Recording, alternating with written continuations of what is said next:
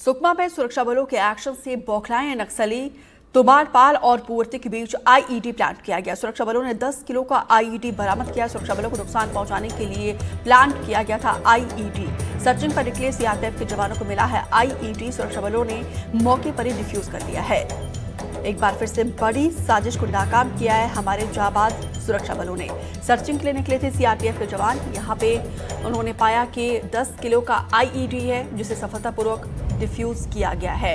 ये नक्सलियों का मारक हथियार है जिसे नक्सली जो है हमारे जवानों को और लोकल लोगों को नुकसान पहुंचाने के लिए प्लान करते हैं। लेकिन यहाँ पर देखिए इस कायराना करतूत का भी किस तरीके से सफलतापूर्वक डिफ्यूज किया गया है हमारे सुरक्षा बलों के द्वारा। साजिश को एक बार फिर से नाकाम किया है। आईडी को देखिए किस तरीके से निष्क्रिय कर दिया गया है। 10 किलो का आईईडी जिसे प्लान किया गया था नक्सलियों के द्वारा। सर्चिंग के दौरान सुरक्षा बलों को मिला है और उसी वक्त उसे सफलतापूर्वक डिफ्यूज भी कर दिया गया है। देखिए वैसे तो नक्सलवाद अब पूरी तरीके से हाशिए पर आ गए हैं।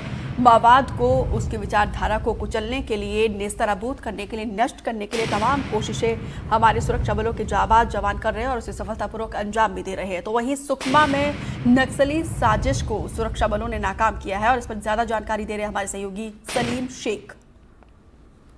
बस्तर में माओवादियों के खिलाफ सुरक्षा बल लगातार एंटी नक्सल ऑपरेशन चला रहे हैं और इस एंटी नक्सल ऑपरेशन में माओवादियों को बड़ा नुकसान हो रहा है। हाल ही में सुरक्षा बलों ने माओवादियों के महासचिव बसवराजू को मार गिराया था। इसके बाद बीजापुर के नेशनल पार्क में सुधाकर नाम के 1 करोड़ के इनामी नक्सली को मार गिराया है। और जिस तरह से ऑपरेशन चलाए जा रहे हैं उससे माओवादी संगठन को करारा झटका लग रहा है और बड़ी संख्या में माओवादी सरेंडर भी कर रहे हैं।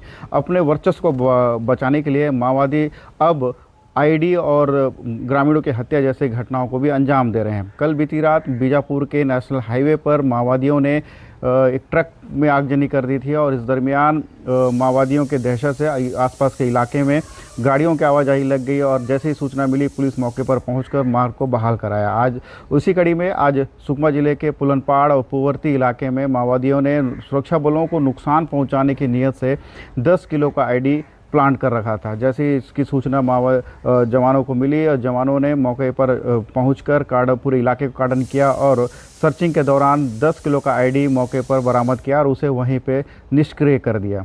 और ये हाल ही में जो मुठभेड़ हुई है जिसमें बड़ा झटका लगा है। जैसे कि केंद्रीय मंत्री ने जो मार्च 2026 तक बस्तर से और पूरे छत्तीसगढ़ से माओवाद को ख़त्म करने का जो डेडलाइन जारी किया है और इसी कड़ी में बस्तर पुलिस लगातार माओवादियों को मुठभेड़ों में मार गिरा रही है और कहीं ना कहीं माओवादी संगठन में बौखलाहट है और इसी बौखलाहट का जो नज़ारा है अब देखने को मिलने लगा है। कायराना हरकत जो माओवादियों की है वो देखने को मिल रही है।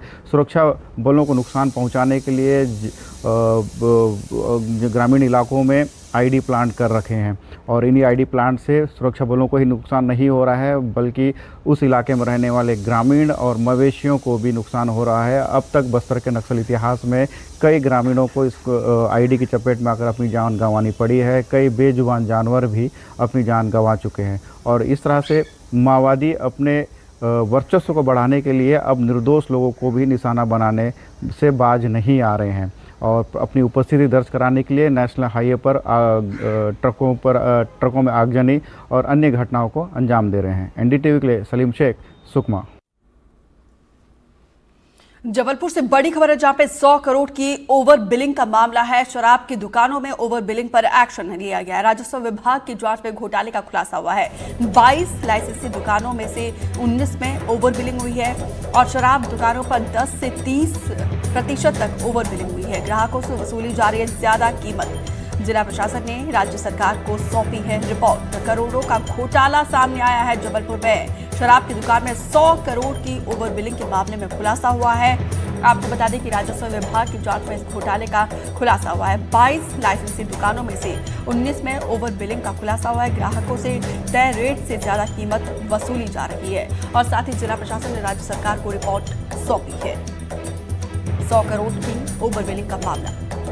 यदि काम के दौरान कोई सरकारी कर्मचारी शराब पीते या शराब लेते पकड़ जाए तो उसके ऊपर निसंदेह प्रशासन कड़ी और कठोर कार्रवाई करता है। लेकिन जबलपुर में एक अनोखी घटना हुई जब बहुत सारे सरकारी कर्मचारी जो पटवारी कहलाते हैं उन्हें सरकार की तरफ से सरकार के लिए शराब खरीदने बेचा गया। बड़ा इंटरेस्टिंग मामला है। हम जबलपुर कलेक्टर दीपक सक्सेना से जानते हैं।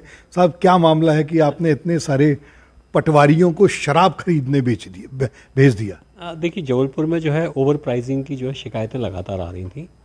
शासन स्तर से भी आ रही थी और अखबारों में भी खबरें छप रही थी इस बात की। हालांकि हमारा एक्साइज का जो अमला है वो काम कर रहा था। अप्रैल के महीने में हमने एक्साइज डिपार्टमेंट के माध्यम से जांचें कराई थी और करीब 32 केस बनाए थे अप्रैल में और मई के फर्स्ट वीक के आसपास। लेकिन इसके बाद भी लगातार शिकायतें आ रही थी। तो मुझे ऐसा महसूस हुआ कि कई बार ऐसा एक मन में बायस्ड हम रहते हैं, एक पूर्वाग्रह रहता है कि जो एक्साइज डिपार्टमेंट के लोग हैं वो तो मिले रहते हैं शराब के ठेकेदारों से, कार्रवाई ठीक से नहीं करते हैं। तो मुझे लगा कि एक निरपेक्ष एजेंसी का इसमें यूज़ करना चाहिए, तो मैंने राजस्व विभाग का इसमें इस्तेमाल किया। राजस्व विभाग के हमारे जो साथी लोग हैं, जो कर्मचारी लोग हैं, वो मौके पे गए, उन्होंने शराब वहाँ पे ख़रीदी और शराब खरीदने के बाद उनका ऑनलाइन उन्होंने उसके पेमेंट्स किए पेटीएम वगैरह के माध्यम से। और जब देखा गया तो पाया गया कि ये ओवर प्राइसिंग की जो शिकायत है वो सही है। इसके पहले 32 केस हमारे एक्साइज डिपार्टमेंट भी बना चुका था और 19 केस ये राजस्व विभाग ने बनाए। राजस्व विभाग के बनाने से मुझे ऐसा लगता है कि समाज के वर्ग के बीच में ये भरोसा कायम हुआ कि सरकारी एजेंसियाँ ठीक से काम कर रही हैं, निरपेक्ष तरीके से काम कर रही हैं। सर, कितनी दुकानों पे इस तरीके की जांच की गई, कितना गड़बड़ियाँ मिली और ये कब से कर रहे थे? इस तरीके की भी कोई जांच हुई? देखिए, ये अभी जो जांच जो हुई उसमें हमने कुल मिला के 21 दुकानों पे जांच की। 21 में से 19 दुकानों पे जो है ये गड़बड़ी मिली है और जहाँ पे केस कायम हुए हैं। कि एक दुकानों पे कब से ओवर प्राइसिंग की काम चल रहा है, कॉमन सेंस से अपन कह सकते हैं कि शिकायतें लगातार आ रही थी। हमने रैंडमली एक दिन जांच की, ऐसा तो हो नहीं सकता कि उसी दिन ओवर प्राइसिंग हुई है। मतलब हम जांच करने गए और उसी दिन ओवर प्राइसिंग हुई है तो संभव नहीं है। जाहिर है कि पहले से कभी हो रही होगी और अब उसके ट्रेस निकालना कठिन नहीं है। मैंने इसी एक्साइज को कहा है कि जब आप इनको शोकाज दें तो इनका पुराना जो पेमेंट का रिकॉर्ड है उसको भी देखें। यदि पुराने पेमेंट का कोई ट्रैक रिकॉर्ड मिलता है तो उसके आधार पर कार्रवाई करें। अन्यथा आगे के लिए हम इस तरह का रैंडमली जांच करके, बार बार जांच करके इस तरह का रखें कि इस पे ओवर प्राइसिंग पर रोक लगनी चाहिए। तो इस तरह एक अनोखा अभियान जबलपुर में चला जिसमें सरकारी समय पे, नौकरी पे के समय पे शराब खरीदी गई और फिर केस बनाए गए। वीरेंद्र शर्मा के संजीव चौधरी, NDTV के।